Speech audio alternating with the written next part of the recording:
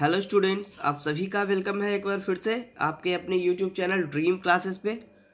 तो चलिए, जैसा कि हमारा जो टॉप शॉर्ट क्वेश्चन का जो सीरीज चल रहा था उसके इस पार्ट 4 को आज हम लोग पढ़ेंगे। ठीक है, तो जल्दी से सारे बच्चे जुड़ जाइए हमसे और क्लास में अंत तक बने रहिएगा, मिस ना करें। वीडियो काफ़ी इंपॉर्टेंट क्लास होने वाली है। ठीक है, चलिए, जैसा कि आप सभी को पता है कि आपका एग्जाम जो है काफ़ी नज़दीक आ गया है, तो आप इस सारे प्रश्नों को अच्छे से कवर करके जाइएगा। ठीक है, आपका एग्जाम बेहतर जाएगा।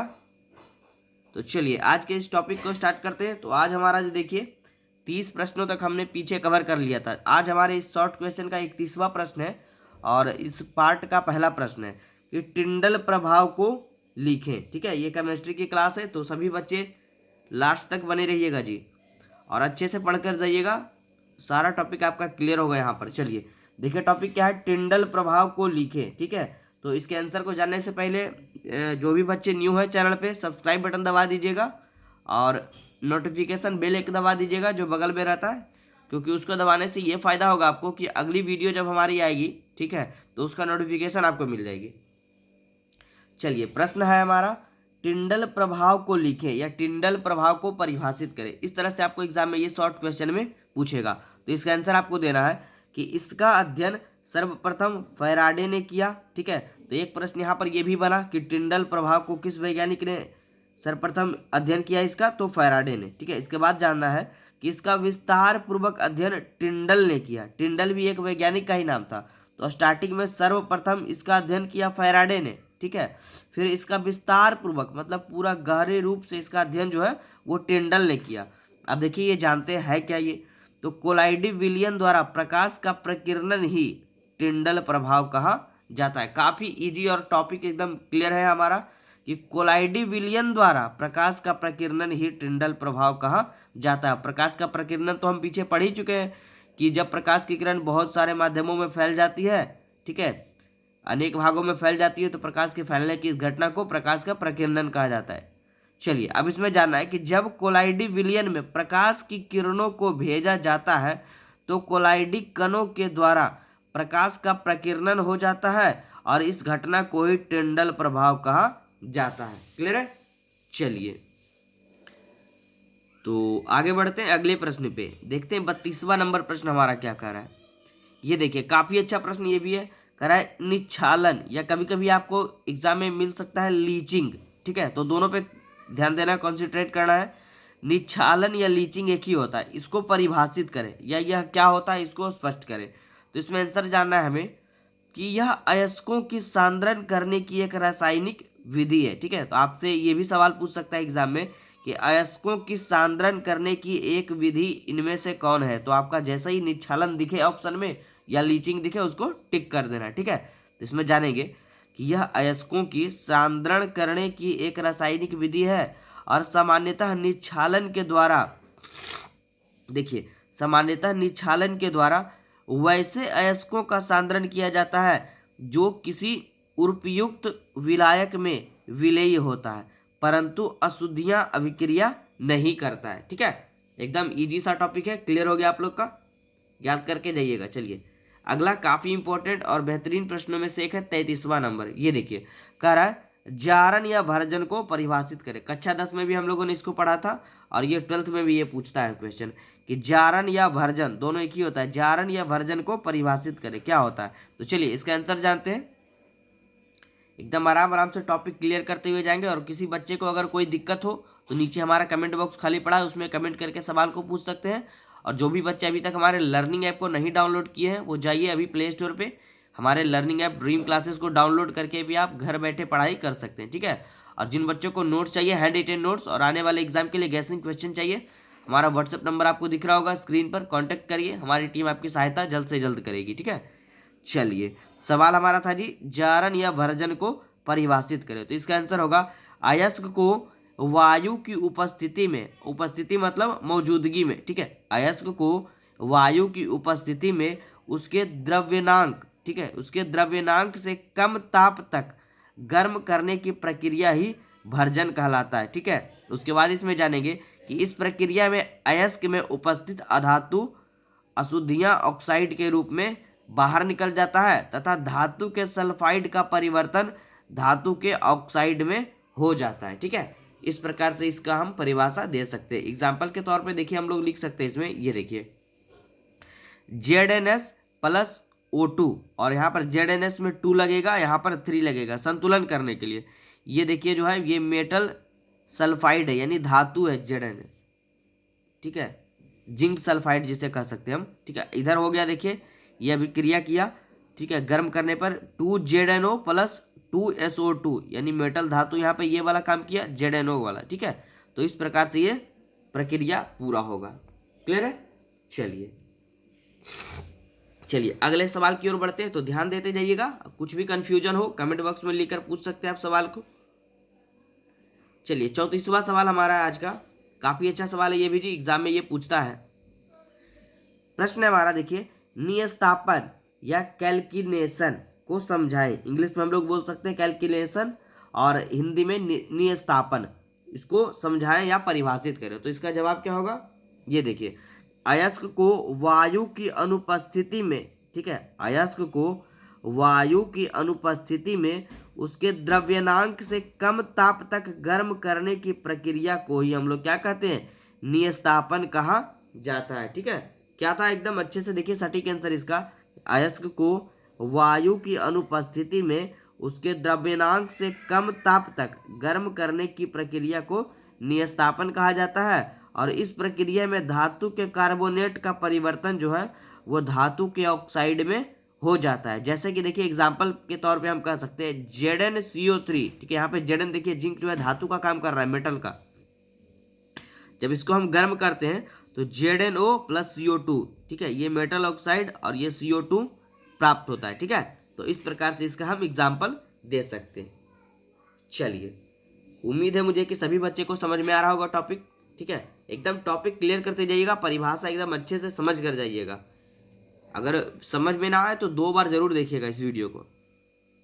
चलिए 35वां और आज का अगला प्रश्न हमारा है, प्रगलन को परिभाषित करें। तो इस टॉप 100 सीरीज में हम लोगों ने बहुत ही अच्छे अच्छे प्रश्नों को निकाल करके रखा है, ताकि आप लोग का एग्जाम जो है वो काफ़ी बेहतर जा सके और इन सारे टॉपिक से क्वेश्चन जो है एग्जाम में वो टैली कर पाए। ठीक है, देखिए प्रश्न हमारा प्रगलन को परिभाषित करें। तो इसका जवाब होगा भर्जित या नियस्तापित अयस्कों को, ठीक है, क्या होगा, भर्जित या नियस्तापित अयस्कों को उपचायक की उपस्थिति में धातु में परिवर्तित किया जाता है, और वैसी प्रक्रिया को क्या कहा जाता है, प्रगलन कहा जाता है। ठीक है, एकदम सटीक जवाब है। फिर से एक बार पढ़ रहे हैं, देखिए भर्जित या नियस्तापित अयस्कों को उपचायक की उपस्थिति में धातु में परिवर्तित किया जाता है, और वैसी प्रक्रिया को हम क्या कह सकते हैं, प्रगलन कहा जाता है। जैसे एग्जाम्पल के तौर पे हम लोग कह सकते हैं Fe2O3 यानी मेटल ऑक्साइड, ठीक है, प्लस 3C यहाँ पे हो गया, ये देखिए रिडक्सिंग एजेंट का काम किया, ठीक है, रिड्यूसिंग एजेंट, और इसको गर्म करने पर 4Fe प्लस 3CO2, और यहाँ पर CO2 बाहर निकल रहा है इन प्योर मेटल, ठीक है, इम्प्योर मेटल के रूप में। तो चलिए ये था इस टॉपिक का सटीक ये समीकरण। ठीक है, चलिए इसको भी देख लीजिएगा। ऐसे तो परिभाषा आप लोग जरूर याद रखिएगा, इसका ये पूछता है जी। अब देखिए अगला सवाल जो हमारा है वो काफ़ी बेहतरीन है, जो कि हर बार बोर्ड एग्जाम में लगभग बन ही जाता है 2 साल 3 साल पे। तो आज का ये हमारा सवाल जो है ये देखिए काफ़ी अच्छा और बेहतरीन सवाल है। इसको हम लोग VVI करवा रहे हैं, आप लोग अच्छे से इस बार बोर्ड एग्जाम के लिए इसकी तैयारी कर जाइएगा, इस बार पूछ सकता है जी। चलिए ये देखिए हम लोगों ने VVI करवा दिया है। प्रश्न हमारा है कि एल्यूमिनियम के निष्कर्षण में एल्यूमिना के साथ क्रायोलाइट क्यों मिलाया जाता है। आप प्रीवियस ईयर प्रश्न पलट कर देखिए, कई बार ये बोर्ड एग्जाम में पूछा है। तो आज हम लोग इसके टॉपिक को क्लियर करेंगे और प्रश्न को समझ कर जाएंगे एग्जाम में। ठीक है, चलिए सवाल क्या है, देखिए एल्यूमिनियम के निष्कर्षण में, ठीक है, एल्यूमिना के साथ क्रायोलाइट को क्यों मिलाया जाता है। तो इसका जवाब होगा कि एल्यूमिना का द्रव्यमान जो है उच्च तथा इनकी विद्युत चालकता निम्न होती है।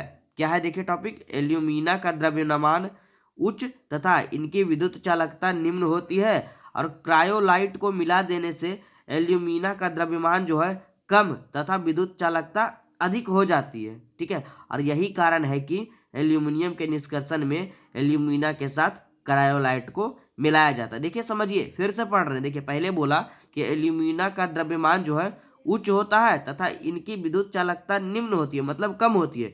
लेकिन क्रायोलाइट को मिला देने से एल्यूमिना का द्रव्यमान जो है वो कम हो जाता है, उसके विपरीत हो जाता है तथा विद्युत चालकता ही अधिक हो जाती है।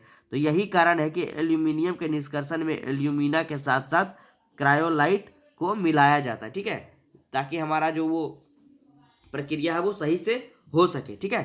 चलिए आगे बढ़ते हैं अगले सवाल की ओर। तो आप लोग बने रहिएगा वीडियो में, क्योंकि अभी हम लोग और भी अच्छे अच्छे सवालों को इस वीडियो में पढ़ेंगे, लास्ट तक बने रहिएगा क्लास में। सही 30वां प्रश्न देखिए, प्रश्न हमारा है आयनन विभव या आयनन ऊर्जा क्या है। देखिए कंफ्यूजन नहीं करिएगा एग्जाम में, ये दोनों एक ही टॉपिक है, कई बार पूछता है जी, कभी आपको पूछ देगा आयनन विभव या कभी पूछ देगा आयनन ऊर्जा, तो ये दोनों एक दूसरे का ही रूप है, ठीक है। तो चलिए इसका जवाब जानते हैं कि किसी तत्वों की एक विलगित गैसीय परमाणु के वाहितम कक्षा से एक इलेक्ट्रॉन पूर्ण रूप से बाहर निकालने, ठीक है, फिर से देखिए पढ़ रहे हैं, किसी तत्वों की एक विलगित गैसीय परमाणु के वाहितम कक्षा से एक इलेक्ट्रॉन पूर्ण रूप से, मतलब पूरे रूप से, ठीक है, बाहर निकालने। उसके बाद देखिए क्या है, ये देखिए बाहर निकालने के लिए जितनी ऊर्जा की आवश्यकता होती है, ठीक है, जितने एनर्जी की आवश्यकता होती है उस तत्व का आयनन विभव या आयनन ऊर्जा कहलाती है, ठीक है। तो वैसी ऊर्जा जिसकी जरूरत किस में पड़ती है, ये वाला देखिए पीछे भी जो पढ़े हम, जिसकी जरूरत, ये देखिए किसी तत्वों की एक विलगित गैसीय परमाणु के वाहितम कक्षा से एक इलेक्ट्रॉन पूर्ण रूप से बाहर निकालने में पड़ती है, तो उस ऊर्जा को हम लोग क्या कहेंगे, आयनन ऊर्जा या आयनन विभव बोलेंगे, ठीक है। चलिए अब देखिए हमारा 38वां सवाल, जो कि काफी इंपॉर्टेंट, जैसा कि पिछला एक प्रश्न हमारा इंपॉर्टेंट था एल्यूमिनियम वाला, और ये भी आप लोग VVI कर जाइएगा एग्जाम में, ये भी पूछता है जी, ठीक है। चलिए तो आज हम लोग 40 सवालों तक पढ़ लेंगे लगभग, तो हमारा ये टॉपिक लगभग में 50% समाप्त हो जाएगा। सवाल हमारा 38वां है, ये देखिए कि लोहा के निष्कर्षण में, पीछे हम लोगों ने पढ़ा था एल्यूमिनियम के निष्कर्षण में, यहाँ पे टॉपिक है लोहा के निष्कर्षण में हेमेटाइट में चूना पत्थर क्यों मिलाया जाता है, ठीक है। उसमें था एल्यूमिनियम के निष्कर्षण में, ठीक है, एल्यूमिना के साथ साथ क्रायोलाइट क्यों मिलाया जाता है, और यहाँ पर है चूना पत्थर क्यों मिलाया जाता है। तो देखिए इसका जवाब जानते हैं। चूना पत्थर जो है वो हेमेटाइट एस्क में उपस्थित अशुद्धि SiO2 को कैल्शियम सिलिकेट में बदल देता है, ठीक है। क्या करता है, उसमें जो उपस्थित अशुद्धि होता है SiO2, ठीक है, उसको कैल्शियम सिलिकेट में बदल देता है, और धातुमल कैल्शियम सिलिकेट के पिघले हुए लोहे पर तैरता है। धातुमल जो होता है ना, वो कैल्शियम सिलिकेट के पिघले हुए लोहे पर तैरता है, जिससे लोहे का पुनः ऑक्सीजन द्वारा ऑक्सीकरण होने से बचा लेता है। इसीलिए लोहे के निष्कर्षण में हम लोग हेमेटाइट में चूना पत्थर का उपयोग करते हैं, ठीक है। एकदम क्लियर है टॉपिक, अच्छे से नोट्स बना लीजिए, या जिन बच्चों को स्क्रीनशॉट लेना है ले लीजिए, ठीक है। एकदम सही से पढ़ कर जाइएगा, टॉपिक क्लियर करके जाइएगा, ताकि आपको एग्जाम में कुछ भी कंफ्यूजन ना हो। चलिए आज का अगला सवाल और इस टॉपिक का 39वां सवाल देखिए। सवाल हमारा 39वां, वैद्युत संयोजकता को परिभाषित करें। वैद्युत संयोजकता क्या होता है, तो चलिए इसका जवाब जानते हैं। अपने निकटतम अक्रिय गैस के जैसा, ठीक है, क्या है सवाल, वैद्युत संयोजकता को परिभाषित करें, तो अपने निकटतम अक्रिय गैस के जैसा इलेक्ट्रॉनिक विन्यास को प्राप्त करने के लिए कोई तत्व जितने इलेक्ट्रॉन को त्याग या ग्रहण करता है उसे हम लोग क्या कहते हैं, वैद्युत संयोजकता कहते हैं या कहलाता है, ठीक है। एकदम सवाल और टॉपिक क्लियर है हमारा कि अपने निकटतम अक्रिय गैस के जैसा इलेक्ट्रॉनिक विन्यास को प्राप्त करने के लिए कोई तत्व जो है जितने इलेक्ट्रॉन को त्याग या ग्रहण करता है उसे ही हम लोग वैद्युत संयोजकता कहते हैं। क्लियर है, चलिए आगे बढ़ते हैं। अब हम लोग पढ़ेंगे आज के अंतिम सवाल पे, तो बस आप लोग ये छोटा सा ये क्लास अटेंड करके जरूर जाइएगा, काफ़ी फायदेमंद होने वाला है आपके लिए। अब ये भी देखिए एक अच्छा सवाल है, तो आप लोग अच्छे से पढ़ लीजिएगा इसको। सवाल हमारा है 40वां कि क्या PCl5 के सभी आबंध जो है समान होते हैं अपने उत्तर की पुष्टि करें। मतलब आप इसकी व्याख्या करके हमें समझाइए कि क्या PCl5 के सभी आबंध जो है वो समान होते हैं। ठीक है, ये हमसे पूछा गया। तो चलिए इसको हम कैसे जानेंगे, इसका आंसर ये देखिए। इसमें देखिए हम पढ़ेंगे पहले, नहीं PCl5 के सभी आबंध एक समान नहीं होता है। एक सवाल तो हमारा क्लियर हो गया कि PCl5 के सभी आबंध जो है वो एक समान नहीं होते। अब देखिए पढ़ेंगे इसमें आगे कि PCl5 में दो प्रकार के बंधन का निर्माण होता है। पहला होता है अक्षीय तथा दूसरा होता है निरक्षीय, यानी अक्षीय बंधन और निरक्षीय बंधन। ठीक है, चलिए अब जानेंगे देखिए अक्षीय बंधन के बारे में। अक्षीय बंधन की लंबाई 240 pm होता है, जबकि निरक्षीय बंधन की लंबाई जो है ये देखिए 20 LPM होता है। ठीक है, उसके बाद हम लोग जानेंगे, अतः हम कह सकते हैं कि PCl5 के सभी आबंध समान नहीं होते, क्योंकि देखिए इसकी लंबाई समान नहीं होगी तो इसके आबंध कहाँ से समान होंगे। एग्जाम्पल के तौर पे हम लोग कह सकते हैं, देखिए जब PCl5 को गर्म करते हैं तो ये PCl3 + Cl2 के रूप में ये विभाजित हो जाता है। ठीक है, तो इस प्रकार से हमारे उत्तर की अब यहाँ पर पुष्टि हो जाती है। तो चलिए आज रहने देते इतना ही। लगभग में हम लोगों ने 10 प्रश्नों को कवर किया इस वीडियो में। तो आप सभी बच्चे को मुझे उम्मीद है कि ये वीडियो काफ़ी अच्छा लगा होगा। जिन बच्चों को अगर अच्छा लगा होगा तो अपने दोस्तों के पास और अपने भाई बहनों के पास शेयर कर दे, जो भी इस बार बोर्ड एग्जाम देने वाले हैं, क्योंकि काफ़ी इंपॉर्टेंट ये वीडियो साबित होने वाली है। ठीक है, तो चलिए, और हमारा व्हाट्सअप नंबर दिख रहा होगा आप सभी को, हेल्पलाइन नंबर। जिन बच्चों को कोई दिक्कत हो कॉन्टैक्ट करिए, हमारी टीम आपकी सहायता करेगी, ड्रीम क्लासेस की टीम। और इस बार बोर्ड एग्जाम के लिए नोट्स जो है वो बिल्कुल ही रेडी हो चुके हैं। अगर आपको नोट्स चाहिए class 10th 12th board exam की तो आप हमें कांटेक्ट जरूर करिए। ठीक है, तो चलिए रहने देते हैं और मिलेंगे हम लोग अगले क्लास में अगले वीडियो के साथ। बस आप लोग सपोर्ट बनाए रखिए और हमारे चैनल पे बने रहिए। ठीक है, चलिए मिलते हैं अगले क्लास में।